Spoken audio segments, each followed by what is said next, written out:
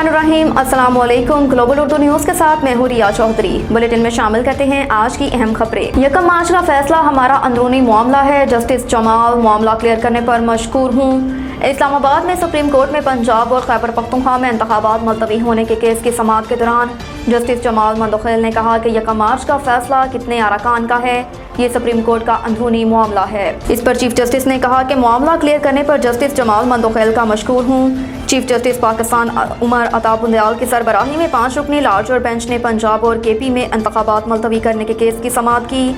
दौरान समाअत attorney general ने कहा कि 1 मार्च के अदालती हुक्म को पहले तय कर लिया जाए। इस पर चीफ जस्टिस पाकिस्तान ने कहा कि 1 मार्च के फैसले पर मेरा जवाब है कि कानून सदर को इख्तियार देता है कि वो तारीख दें। अगर आप 1 मार्च के फैसले पर वजाहत चाहते हैं तो अलग से दरख्वास्त दें। जस्टिस उमर अता बुंदयाल ने कहा कि सादा सा सवाल है कि इलेक्शन कमीशन तारीख आगे कर सकता है या नहीं। अगर इलेक्शन कमीशन का इख्तियार हुआ तो बात ख़त्म हो जाएगी। अटॉर्नी जनरल ने कहा कि अदालती फैसला अगर 4/3 का हुआ तो किसी हुक्म का वजूद ही नहीं जिसकी खिलाफ वर्जी हुई। अदालती हुक्म नहीं था तो सदर मामले का तारीख भी नहीं दे सकते थे। शाह महमूद कहते हैं जजेस को अपनी राय और नोटिस पब्लिक नहीं करने चाहिए थे। लाहौर में पीटीआई के रहनुमा शाह महमूद कुरैशी ने असद नोटिस पर सुप्रीम कोर्ट के 2 जजेस के फैसले पर रद्द-ए-अमल का इजहार किया। एक इंटरव्यू में शाह महमूद कुरैशी ने कहा कि जजेस को अपनी राय और नोटिस पब्लिक नहीं करने चाहिए थे। इससे इदारे की कोई भलाई नहीं हुई, इससे इज्तनाब किया जाता तो बेहतर होता। उन्होंने कहा कि जजेस के फैसले बोलते हैं, जब वो खुद बोलते हैं तो दलाइल ठोस नहीं रहते। शाह महमूद का कहना था कि मरियम नवाज और राना सनाउल्लाह के बयानात जाहिर करते हैं कि उनके मंसूबे नाकाम हो गए। तहरीक इंसाफ का वोट जहांगीर तरीन को नहीं जाएगा। अवाम इमरान खान के नजरिए के साथ खड़े हैं। इमरान खान के खिलाफ मुकदमात की तफसीलात इस्लामाबाद हाई कोर्ट में जमा। साबिक वज़ीर आज़म इमरान खान के खिलाफ इस्लामाबाद की हद तक मुकदमात की तफसीलात अदालत में जमा करवाई गई, जो IG इस्लामाबाद और FIA की जानिब से जमा करवाई गई। पुलिस रिपोर्ट के मुताबिक इस्लामाबाद में इमरान खान के खिलाफ 29 मुकदमात दर्ज हैं।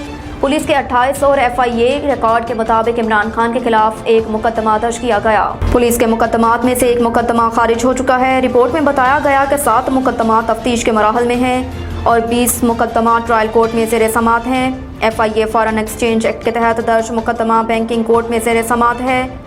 इस्लामाबाद हाई कोर्ट के चीफ जस्टिस आमिर फारूक ने मुकदमात की तफसील पेश होने पर दरख्वास्त निपटा दी। अदालत ने पुलिस को हिदायत की कि बैठकर तमाम सूरत हाल को देखें और फैसल चौधरी के साथ राब्ते में रहें।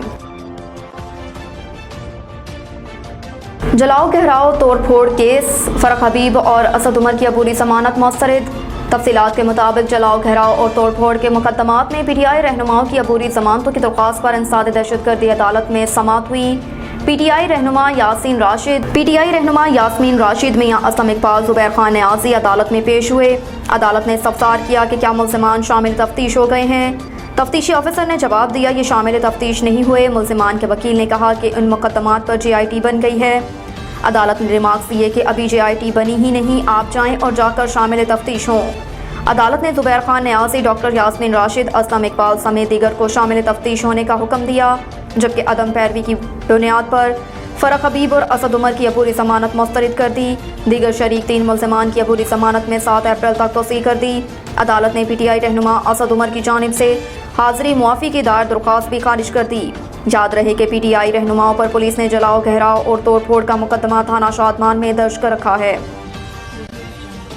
अरशद शरीफ कत्ल गलत शनाख्त का मामला था, कत्ल की मनसूबाबंदी शामिल नहीं। कीनियन सरकारी तहकीकाती रिपोर्ट।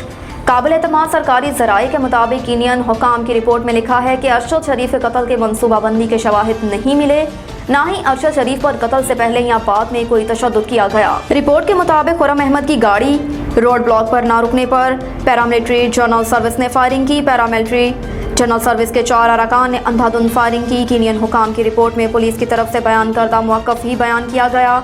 ज़राए का दावा है कि गोलियां चलाने वाले GSU के अफसरान नशे में नहीं थे, जबकि कीनियन पुलिस ने इब्तदाई रिपोर्ट में कहा था कि वाक़े में मुलव्वस 4 अफसरान ने हद से ज़्यादा शराब पी रखी थी। कीनियन हुकाम की रिपोर्ट के मुताबिक अरशद शरीफ की गाड़ी से कोई फायर नहीं हुआ। एक ऑफिसर अपने ही साथी की गोली लगने से जख्मी हुआ था। गाड़ी के ड्राइवर और खुर्रम अहमद ने अरशद शरीफ को जख्मी हालत में वकार अहमद के फार्म पर पहुंचाया। कीनियन हुकाम की रिपोर्ट में लापरवाही से फायरिंग करने वाले 2 अफसरान के खिलाफ कार्रवाई की सिफारिश की गई। अख्तियारात के बेजा इस्तेमाल पर अफसरान को उम्र कैद की सज़ा हो सकती है। जबकि वाक़े में मुलव्विस अफसरान पर फर्द जुर्म या मुकदमा चलाने का अभी फैसला नहीं किया गया। ज़राए के मुताबिक वाक़े को 5 माह गुजरने के बावजूद कीनिया की हुकूमत या IPOA ने रिपोर्ट जारी नहीं की। कीनिया की हुकूमत ने अपनी तहकीकात 2 माह कबल मुकम्मल कर ली थी।